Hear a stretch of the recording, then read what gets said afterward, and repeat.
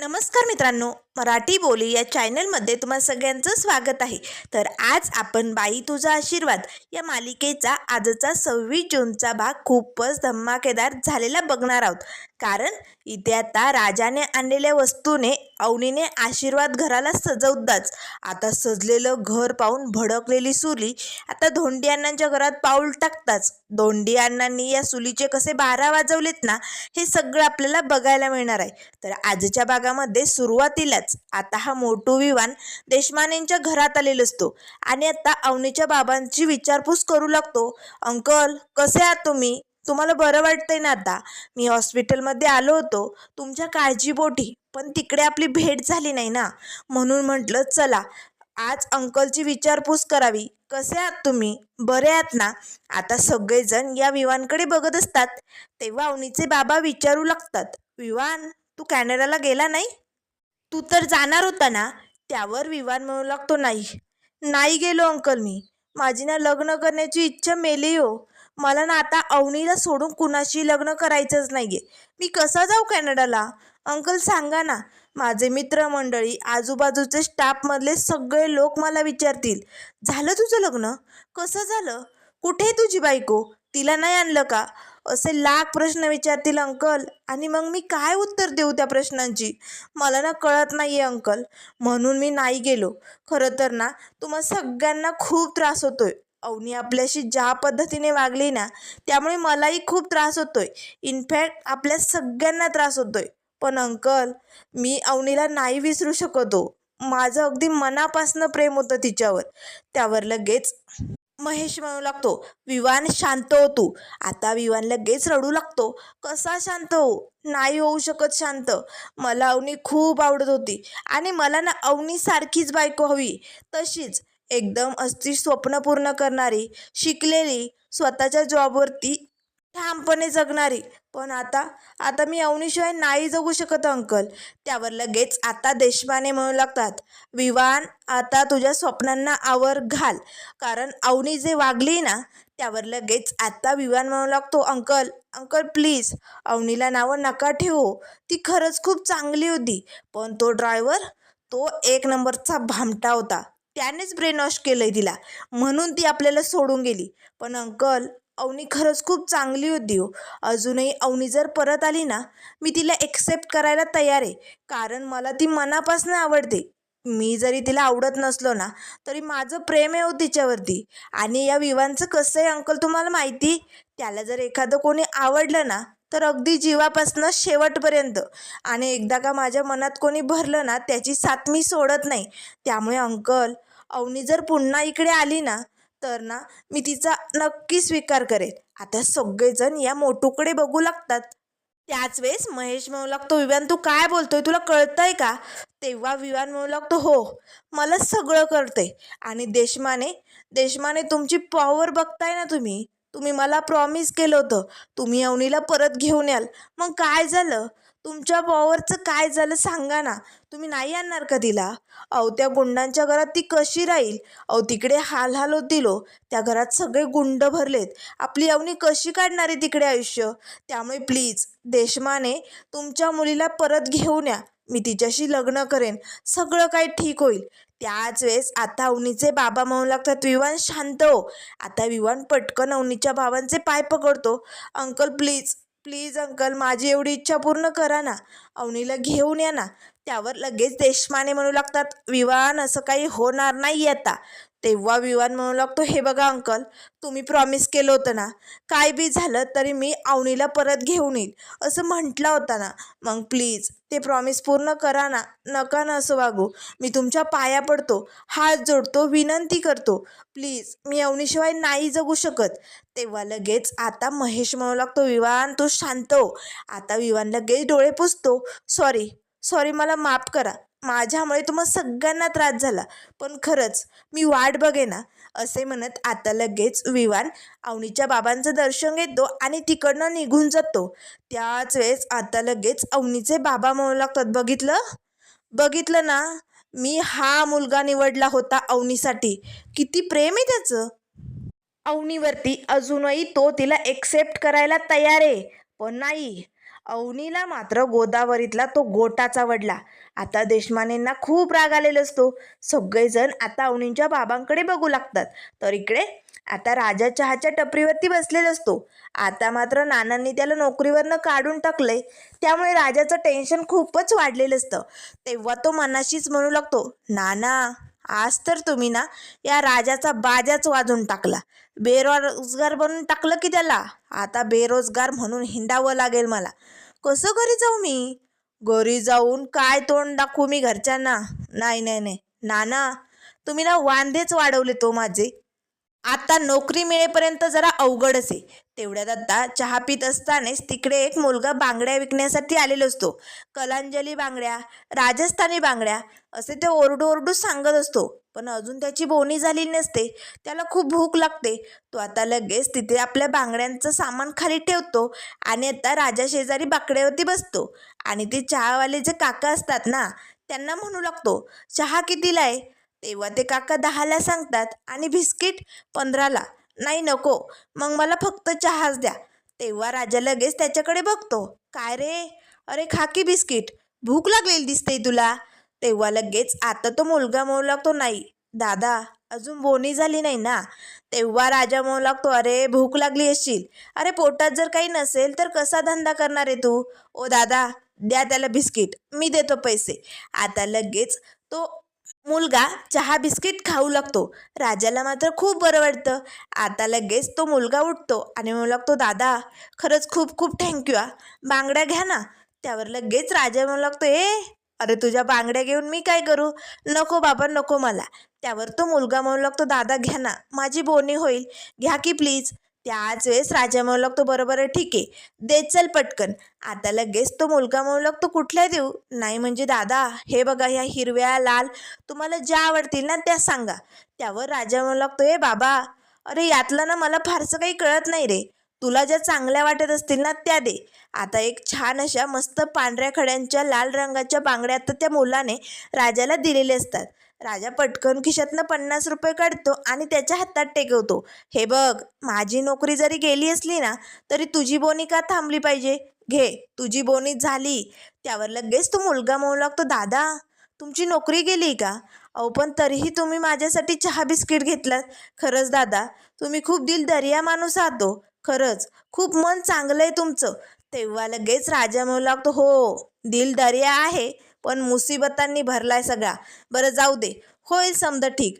तुला आशीर्वाद देता येत असेल ना तर मग नक्कीच दे, मला नोकरी मिळू दे म्हणून. तेव्हा तो मुलगा म्हणू लागतो, मिळणार दादा, तुम्हाला नक्कीच नोकरी मिळणार. आता मात्र राजा खुश होतो. त्याच वेळेस आता इकडे अवनीची आई म्हणू लागते, अहो आपण अवनीला परत घेऊन येऊया ना, प्लीज तिला परत आणूया. त्यावर अवनीचे बाबा रागाच्या भरात उठतात. ती आपल्यासाठी मेली, आपली अवनी मेली, लक्षात येते ना? तेव्हा लगेच अवनीची आई म्हणू लागते, नाही जिवंत आहे आपली मुलगी. तुम्ही लाख वेळा जरी म्हटला ना आपली मुलगी मेली, तिच्या नावाने आंघोळ जरी केली, तिचं श्राद्ध जरी घातलं, गोड जेवण जरी घातलं ना तरी सत्य बदलत नाही. आपली अवनी मेलेली नाही आहे, ती जिवंत आहे. त्यावर लगेच आता अवनीचे बाबा म्हणू लागतात, शांत व्हा. त्यावर अवनीची आई म्हणू लागते, नाही हो सुखात ती तिकडे, नाही बघवत मला तिचे हाल. त्या घरात तिचे हाल होत आहेत, बघायचे तुम्हाला? अवनीची आई पटकन आता मोबाईलमध्ये जो व्हिडिओ असतो ना तो आता अवनीच्या बाबांना दाखवते. अवनी रडत असते. आता तिला या घरात सवय नाही आहे असं ती राजाला म्हणत असते. आता मात्र लगेच अवनीचे बाबा थोडे हतबल होतात.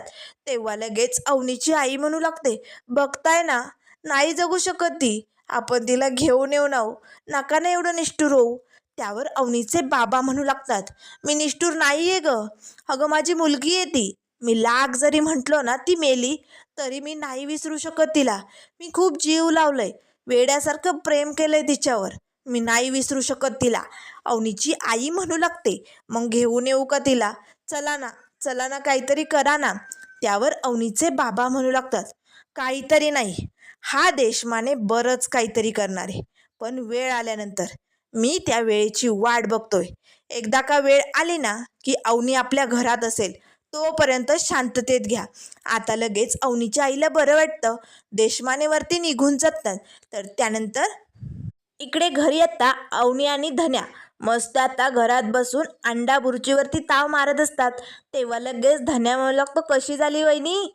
त्यावर अवनी म्हणू लागते, एक नंबर सॉलिड झाली या, पण जरा झणका मारते ना, थोडीशी तिखट झाली ना. तेव्हा धन्या म्हणू लागतो, हो मग ती अण्णांनी बनवली ना, रॉकी द फादर. आमचे अण्णा झणझणीतच आहे, पण यशा दादा अगदी साखरेवाने. तो स्वयंपाक बनवताना ना समद्यांचा विचार करतो, पाण्यादादाचा, माझा, राजाचा, अण्णांचा. त्यामुळे तो आम्हाला तकलीफ होऊ देत नाही ना, सगळ्यांची काळजी घेतो आणि सगळ्यांच्या आवडीचंच गोडधोड बनवतो. त्यावर लगेच अवनी म्हणू लागते, हो यशोदादा एवढा विचार करतो, मग तुम्ही त्याचा विचार नाही करत, तुम्ही त्याला मदत का नाही करत? त्यावर धन्या म्हणू लागतो, नाही ना, कसं आहे ना, यशोदादा आमची आई आहे ना, आणि आमच्या आईला आम्ही लुडबुड केलेलं आवडत नाही ना. तेव्हा लगेच अवनी म्हणू लागते, हो अरे पण तुमच्या आईला आवडत नाही म्हणून तुम्ही मदतच करणार नाही का?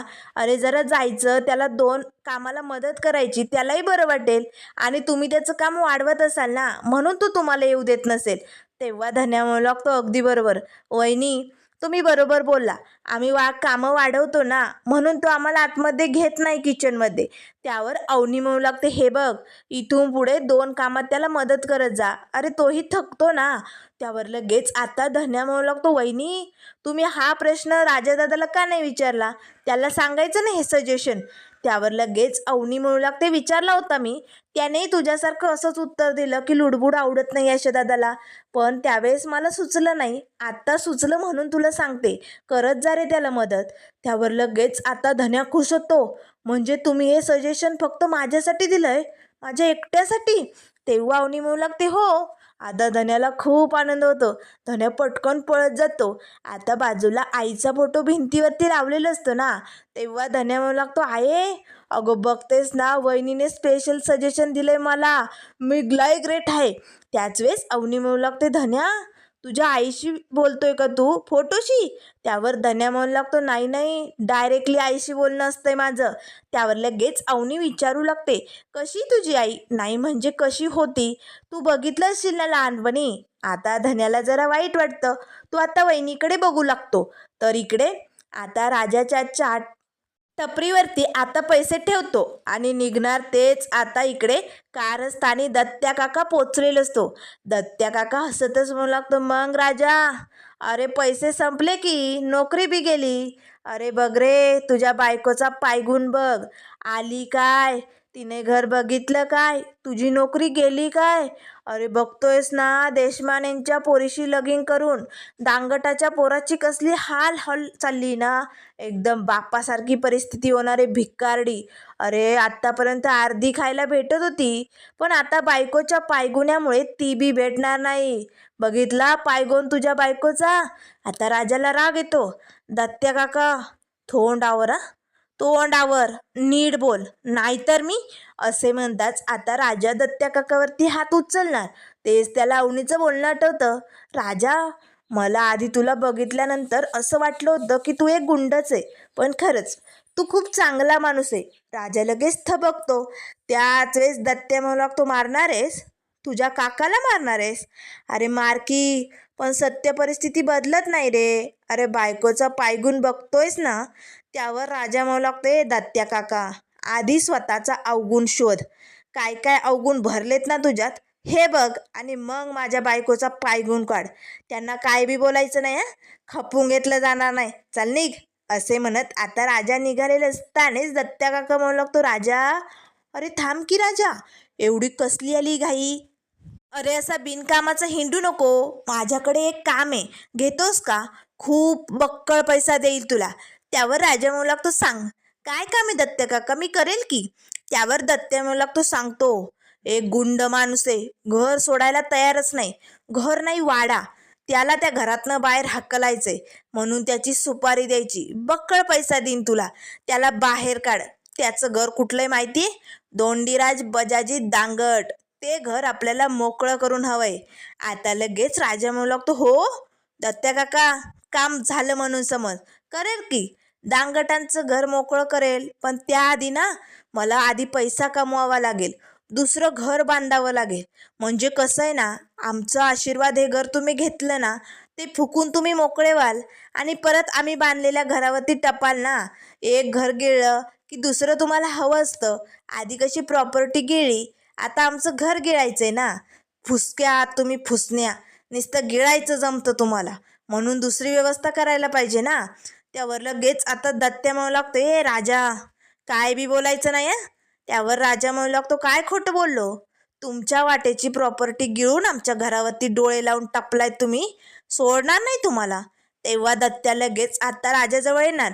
तेच राजा म्हणू लागतो, ए दत्त्या काका, अण्णा म्हणतात ना, सुरक्षित अंतर ठेवायचं, तसं सुरक्षित अंतर ठेव. कीप सेफ डिस्टन्स, नाहीतर या राजाशी गाठे. चल हो बाजूला, असे म्हणत आता राजा लगेच तिकडनं निघून जातो. तेव्हा दत्त्या म्हणू लागतो, मला धमकी? मला?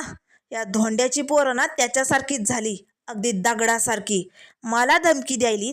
त्याच वेळेस आता महेशची गाडी येते. आता महेश गाडीतनं जोरात हॉर्न वाजत असतो. तेव्हा दत्त्या म्हणू लागतो, ए कोण डोकं खातंय, दे की त्याला चहा. दत्त्या पाठीमागे वळून बघतो, अरे ज्युनियर देशमाने. आता दत्त्या पटकन त्यांच्याजवळ येतो. देशमाने, आज कसं येणं केलं? तेव्हा महेश म्हणू लागतो, मला तुझ्याशी बोलायचंय, गाडीत बस. त्यावर आता दत्त्या मान खाऊ लागतो. कसं आहे ना साहेब, अहो घसा लय दुखायलाय हो. बोलायला म्हटल्यानंतर त्रास होणार ना, जरा औषध घ्यावं लागेल.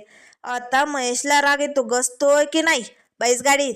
आता लगेच हात हातात पाठीमागे सीटावरती जाऊन आरामात बसतो. तेव्हा महेश ओरडतच म्हणू लागतो, ए फालतू माणसा, मी काय तुझा ड्रायव्हर आहे? पुढे येऊन बैस.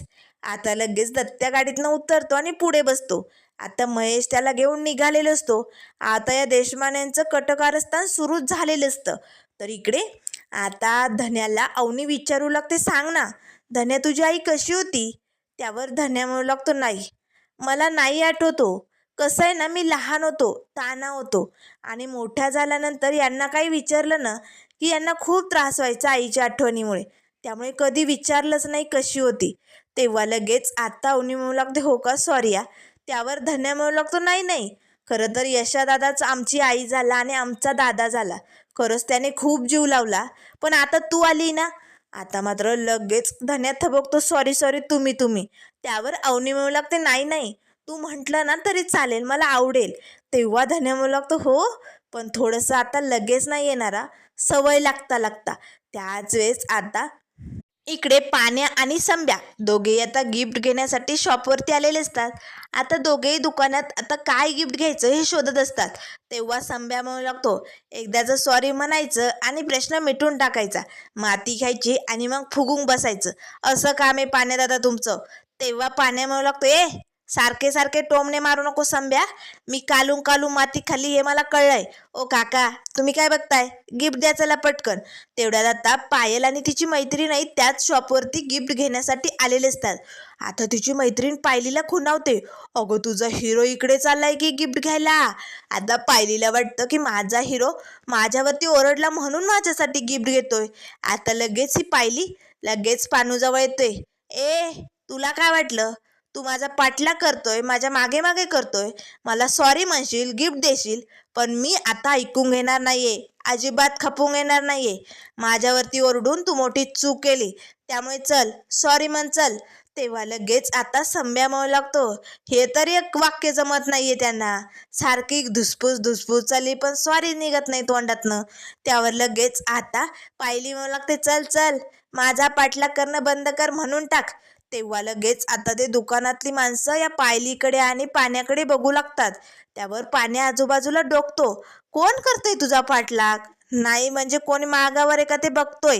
त्यावर पायली म्हणू लागते, ॲडव्हान्स बोलू नको हा, पाण्यात चल लवकर, चल पानू, म्हणून टाक सॉरी. त्यावर पानू म्हणू लागते, ए चल फुट, मी तुला कशाला सॉरी म्हणू, आणि तू मुळात माझ्या मागे आले, मी नाही. त्यावर लगेच आता पायली म्हणू लागते, ए तुला गिफ्ट घ्यायचंय ना माझ्यासाठी. तेव्हा पानू हसू लागतो, कोण म्हणालं, मला तुझ्यासाठी नकोच आहे गिफ्ट, मला दुसरंच कुणाला तरी द्यायचंय. आता पायलीला धक्का बसतो, आयु, मला सोडून तू दुसऱ्या कुणाला तरी गिफ्ट देणार, जमणार नाही. कोण आहे ती, तिचं नाव गाव पत्ता डायरेक्टली सांग मला. त्यावर पानू म्हणू लागतो, ए चल जा, काय पंचायती तुला, नाही सांगणार, चल निघ.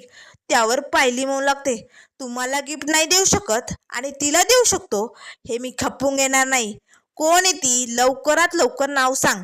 त्यावर लगेच आता पानू म्हणू लागतो, सांगणार नाही, निघ ना. त्याच वेळेस आता समोरच तिथे काउंटरवरती एक गिफ्ट ठेवलेलं असतं. ते आता पायली उचलते, घे हे आणि दे तिला. आता लगेच ते गिफ्ट पानूच्या हातात आदळवताच ते फुटलेलं असतं. आता मात्र पाण्याला धक्का बसतो. ते दुकानदार पाण्याकडे बघू लागतात. तेव्हा लगेच आता पानू म्हणू लागतो, हिच्याकडे तुटला, माझ्याकडनं नाही. त्यावर ते आता दुकानदार पायलीकडे बघतात. त्यावर पायल म्हणू लागते, ओ याच्याकडनं पैसे वसूल करून घ्या, याच्यामुळे तुटलंय ते, तुम्हाला मी वेडी वाटते का? तेव्हा ते दुकानदार नाही म्हणतात, आम्ही डोक्यात फरक असल्यासारखे वाटते का? नाही. मग याच्याकडनं तुटलंय ते, याच्याकडनं पैसे वसूल करून घ्या, असे म्हणत पायली तिकडनं निघून जाते. आता लगेच ते दुकानदार म्हणू लागतात, ओ पैसे द्या तोडफोडीचे, चला पटकन. त्यावर लगेच आता पानू म्हणू लागतो, किती झाले? तेव्हा ते दुकानदार म्हणू लागतात, 250. आता मात्र पाण्या म्हणू लागतो, सांब्या 500चं बजेट होतं रे, आता 250 तर कट झाले. 250चं दाखवता काहीतरी. आता दोघेही अवनीसाठी गिफ्ट शोधत असतात. तर इकडे आता घरी अवनी आणि धन्याची मस्त आता अंडा बुर्जी मारून झालेली असते. तेवढ्यात अण्णा ताट घेऊन येतात. सुनबाई आवडली ना? तेव्हा लगेच आता अवनी म्हणू लागते, हो मस्त होती. त्यावर अण्णा म्हणू लागतात, आता पडकीची गोळी घ्यायची आणि पडून घ्यायचं. आता अण्णा निघून जातात. तेव्हा अवनी विचारू लागते, धन्या कसली गोळ्याबद्दल बोलत होते? त्यावर धन्या म्हणू लागतो, वहिनी अहो पडकीची म्हणजे पडायचं आणि गोरत पडायचं असं म्हणायचे त्यांना. पण वहिनी तुम्हाला सांगू का, आता मी खराखुरा पैलवान होणार आहे. तेव्हा अवनी म्हणू लागते, कसं? त्यावर धन्या म्हणू लागतो, कारण आता तुम्ही आलात ना कंपनी द्यायला. म्हणजे कसं, आधी अण्णा त्यांच्या औषधाबरोबर पडायचे, झोपायचे आणि मी काय एकटाच बसायचो. मला जेवायलाही कोणी सोबत नसायचं.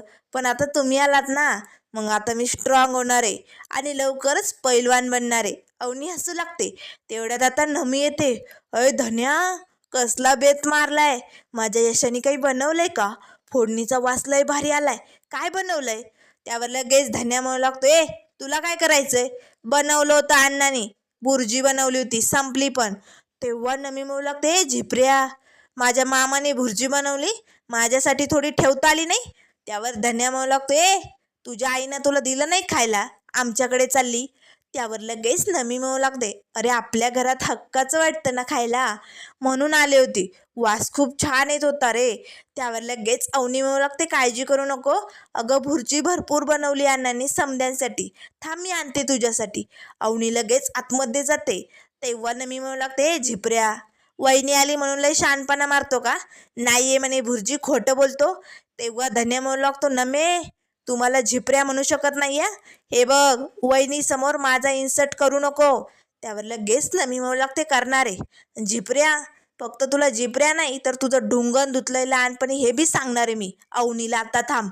त्यावर लगेच आता धन्या म्हणू लागतो, काय ती धुतलं धुतलं सांगत असते ग, सांगू नको. तेवढ्यात अवनी येते, काय धुतलंय? आता मात्र धन्या म्हणू लागतो, ताट ताट धुवायची ना, ते सांगत होतो. तेव्हा नमी म्हणू लागते, नाही अवनी मी सांगते लहानपणी अगं. त्याच वेळेस आता धन्या पटकन या नमीचं तोंड दाबतो. नमे गप्प बैस, नमे गप्प बैस, मी तुझ्या पाया पडतो नमे प्लीज. तेव्हा नमी म्हणू लागते, चल हो बाजूला, खाऊ दे मला. आता नमी मस्त अंडा भुर्जीवरती ताव मारत असतानाच पाण्या येतो. आता घरात येताच पाण्याचं लक्ष अवनीकडे जातं. अवनी आता पाण्याकडे बघू लागते. त्याच वेळेस धन्या म्हणू लागतो, पाण्या पाण्या दादा चल ना, चल पटकन, अण्णाने भुर्जी बनवली, बैस बरं खाऊन घे. रागाच्या भरात पानू लगेच बाहेर निघून जातो. धन्या त्याच्या पाठोपाठ येतो. दादा अरे सोड ना राग, चल ना रे, असं नको करू. तेव्हा पाण्या म्हणू लागतो, मला काम आहे, मला जायचंय. तू आता तिकडनं निघून जातो. धन्या आतमध्ये येतो. आता अवनी विचारू लागते, काय झालं, तो जेवायला का नाही आला? तेव्हा लगेच आता धन्या म्हणू लागतो, अजूनही गिल्टमध्येच येतो. सकाळ जे झालं ना ते विसरला नाही ना, म्हणून असा वागतोय. त्यावर लगेच अवनी म्हणू लागते, पण कुठपर्यंत असं वागणार आहे? शेवटी घरात तर यावंच लागेल ना, त्याला म्हणा काहीतरी खाऊन घे. त्यावर धन्या म्हणू लागतो, नाही तो निघून गेला आता. आता नमी या दोघांकडे बघते, काय झालंय नेमकं, सकाळी काही घडलंय का? आता अवनी आणि धन्या गप्प बसून आता नमीकडे बघतात. तर त्यानंतर मित्रांनो पुढील भागामध्ये आपल्याला बघायला मिळेल इथे आता राजाने ज्या वस्तू गिफ्ट दिलेल्या असतात ना अवनीला शोभेच्या, आता त्या वस्तूंनी अवनी छान असं घर सजवलेलं असतं. आता दारालाही छान असं तोरण लावलेलं असतं. हे सगळं बघताच आता या सुलीच्या तळपायाची आग मस्तकाला गेलेली असते. धावतच आता सुली लगेच धोंडी अण्णांच्या घरात पाऊल ठेवते. आता मात्र घरातलं दृश्य बघून या सुलीला मोठा धक्का बसतो, कारण अगदी फुलांच्या फुलदाण्या ठेवून आणि छान असं भिंतीवरती मस्त शोभेच्या वस्तू लावून खूप छान असं घर सजलेलं दिसत असतं. तेव्हा लगेच आता सुली म्हणू लागते, नाही नाही नाही, धोंड्याच्या घरात लय बदल झालाय. सून आली घरात, पण तिने या पडक्या घराला आपलंसं केलंय. घर अगदी सजवून काढलंय आणि पोरं बी वागण्यात बदललीत. घरात एवढा राडा असायचा, बसायला जागा नसायची, पण ते घर आज एवढं टापटीप, एवढं निर्मळ आवरलेलं आहे. नाही नाही नाही, असं जर चालू राहिलं तर ही पोरगी या घराला घर पण आणेल, घर फुलून टाकेल, आणि मी असं होऊ देणार नाही. काय बी झालं तरी मला या तोडक्या घरातनं या पोरीला बाहेर काढावंच लागेल. तेवढ्या धोंड्यांना येतात, ए सुले, तुझी हिंमत कशी झाली माझ्या घरात पाऊल ठेवण्याची, चल निघ. आता धोंड्यांना सुलीला घरातनं बाहेर काढतात आणि तिच्या तोंडावरती दरवाजा बंद करतात. पण आता हे दरवाजाला लावलेलं तोरण, सजवलेलं घर पाहून सुली मात्र अतिशय अशी लाल भडक झालेली असते. बास, आता लय झालं सुनेचं कर्तव्य. आता देशमानेंना फोन करण्याची वेळ आली आणि मोठा घाव घालण्याची वेळ आली. आता मात्र सुली आणि देशमाने मिळून अवनीला परत घ्यायला येणार का, पुढे काय काय होणार हे सगळं आपल्याला बघायला मिळेल. त्यामुळे मित्रांनो, अशाच मालिकेंच्या अपडेट पाहण्यासाठी चॅनलला लाईक करा, सबस्क्राईब करा. व्हिडिओ पाहिल्याबद्दल धन्यवाद.